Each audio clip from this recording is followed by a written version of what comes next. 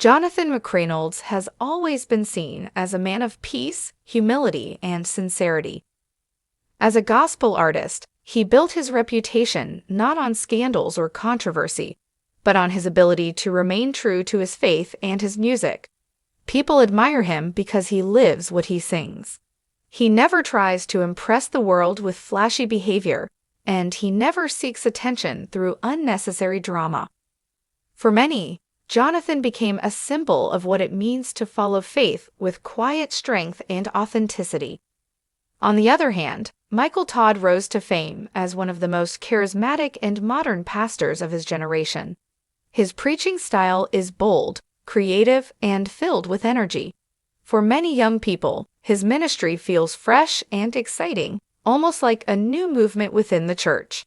His sermons often include visuals, dramatic moments, and even performances that keep crowds on their feet. Some see him as a gifted leader who knows how to connect with the modern world, while others quietly question whether his methods are too theatrical. As time passed, the church community began to feel a growing tension. There were two sides forming, one that believed Todd's style was necessary to reach the new generation, and another that believed true ministry should never look like a performance. These conversations created an invisible line within the faith community, a line that eventually brought Jonathan McReynolds and Todd into the same spotlight. Jonathan, the image of simplicity and sincerity, and Michael, the bold and modern face of ministry, stood as symbols of two very different approaches to faith. Everything began with one particular service that caught the attention of thousands. Todd stepped onto the stage in his usual high-energy style. The lights were bright, the music was loud, and the atmosphere felt more like a major concert than a traditional church service. The crowd was excited, cheering and clapping as he began his sermon. His words were powerful, but his delivery was dramatic. Every gesture, every pause, every movement carried the flair of a performer standing in front of an audience. For many in the audience, it was thrilling. Young people were shouting, lifting their hands, and recording clips to share online. But at the same time, some viewers felt uneasy. The sermon, they believed, was being overshadowed by the performance. Instead of focusing on the message of God's word, people were focusing on the spectacle. Within hours, short clips of that service began circulating on social media. And with those clips came heated debates. Comments poured in. Some praised Todd for being innovative and connecting with the younger generation. Others criticized him, saying things like, "This looks more like entertainment than preaching," and "Where is the real ministry in this?" The church world quickly split into two camps: those who saw Todd's methods as a powerful tool for outreach, and those who feared it was turning faith into a show. Meanwhile, Jonathan McReynolds, who rarely involved himself in church debates, couldn't ignore what was happening. To him, ministry was sacred. It wasn't about lights, production, or applause. It was about humility and truth. Watching this trend unfold stirred something deep inside him. He remained quiet at first, but his silence didn't mean he was comfortable. Jonathan knew that sooner or later, he would have to speak about what was troubling his heart. Jonathan McReynolds had built his career on staying true to his values. He was not the kind of man who jumped into arguments or called people out publicly. For years, he had quietly avoided the noise that often surrounded the church world. But as he watched the ongoing debates about Todd's style of ministry, and as he continued to see the church split between performance and preaching, Jonathan felt something shift inside of him. He could no longer remain silent. In his heart, he knew that if he didn't speak now, the line between real ministry and entertainment would become more and more blurred. So, during an interview where he was asked about the direction of modern ministry, Jonathan chose his words carefully, but he spoke with firm conviction. "Ministry has never been about putting on a show," he said. "It has never been about lights, applause, or performance. Ministry is about serving God and guiding people with truth. If the message becomes secondary to the entertainment, then we are no longer serving, we are performing. He never mentioned Michael Todd's name. He didn't need to. The timing of his comments, the examples he gave, and the tone of his words all pointed in one direction. Everyone knew exactly who he was talking about. Within hours, social media lit up. People began quoting Jonathan's statement, repeating his words. This isn't real ministry, this is performance. For some, his boldness was refreshing. For others, it felt like an attack on Michael Todd. His goal was simple, to remind the church of its true calling. But because he was a man who rarely voiced criticism, his words carried even more weight. His calm yet powerful statement sent shockwaves through the community, and suddenly, the quiet man who always avoided conflict had become the center of one. The moment Jonathan's words spread across social media, the reactions came pouring in from every corner of the church community.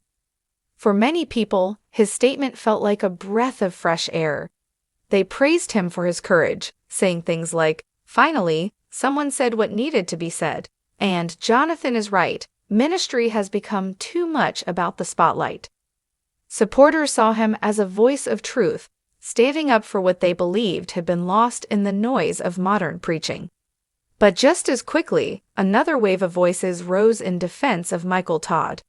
His followers argued that his style was not about performance, but about connection.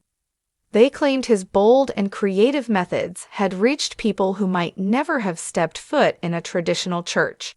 He's speaking to this generation in a way they understand, some said.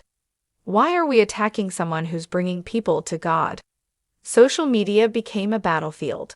Hashtags began trending, some pushing #RealMinistry in support of Jonathan, while others rallied around #ModernChurch to defend Michael. Debates filled comment sections, podcasts, and church discussions everywhere. Even pastors and leaders started weighing in, with some agreeing with Jonathan's call for humility and others supporting Michael's innovative approach. For Jonathan, it was overwhelming. He had not intended to start a war, but his words had touched a nerve that could not be ignored. What he thought would be a simple reminder to the church had now become the center of a nationwide conversation. And at the same time, Michael Todd, though not directly mentioned, could not escape the spotlight. The world was waiting for him to respond. The quiet remark from Jonathan McReynolds had now grown into a storm that divided people, stirred emotions, and placed both men at the heart of one of the biggest debates in recent church culture. For days, Michael Todd stayed silent as the noise around Jonathan's comments grew louder. His name was trending, his sermons were being dissected, and countless videos compared his preaching style to Jonathan's words. Some people expected him to lash out, while others wondered if he would ignore it altogether. But Michael knew he couldn't remain quiet forever. The eyes of the church world were on him, and everyone was waiting for his side of the story. Finally, during one of his Sunday services, Michael addressed the controversy head-on. He stood on stage, with his usual energy but a more serious tone, and began to speak. "I've heard the conversations, I've seen the posts, and I know there are people questioning whether what we do here is real ministry." His words immediately caught the crowd's attention. Michael went on to explain that his heart had always been to reach people who felt disconnected from traditional church. "Not everyone is going to respond to the same old way of preaching," he said. "God gave me creativity, passion, and vision to speak to this generation in a language they understand. If that looks different, it's because it is different. But different doesn't mean it's not from God." And then, with a subtle but clear response to Jonathan's remarks, Michael added, "Some people confuse tradition with truth. Just because something looks unfamiliar doesn't mean it's not ministry. Ministry isn't about style, it's about impact." The congregation erupted in applause. To his supporters, it was a powerful defense. To his critics, it was a clever way of dodging the deeper issue. Either way, Michael Todd had spoken, and his words only added more fuel to the debate. The church world now had two strong voices standing on opposite sides. Jonathan, calling for humility and authenticity, and Michael, defending creativity and innovation. The clash was no longer subtle. It had become a full-scale confrontation that the entire community was watching closely. As the weeks went by, the tension between Jonathan McReynolds and Michael Todd grew stronger. What started as a simple statement had now turned into one of the most talked-about debates in the church world. Gospel blogs, podcasts, and Christian news outlets were covering it nonstop.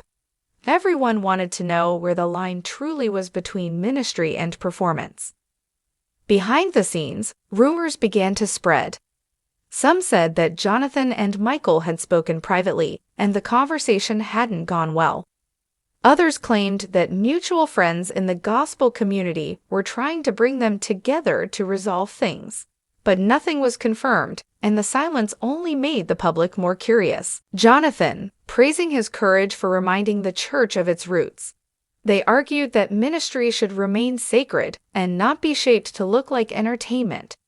Younger voices, however, stood with Michael, insisting that the gospel needed to evolve in order to connect with a modern generation. The debate had gone far beyond two individuals. It had become a reflection of a larger struggle within the faith community. Every new sermon from Michael Todd was dissected online, with critics claiming he was performing and supporters calling him a visionary. Every interview or appearance by Jonathan was analyzed for hidden meanings, with people looking for subtle responses to the controversy. Both men were under pressure like never before, and neither could escape the spotlight. The climax of the conflict wasn't just about them anymore. It was about the future of ministry itself.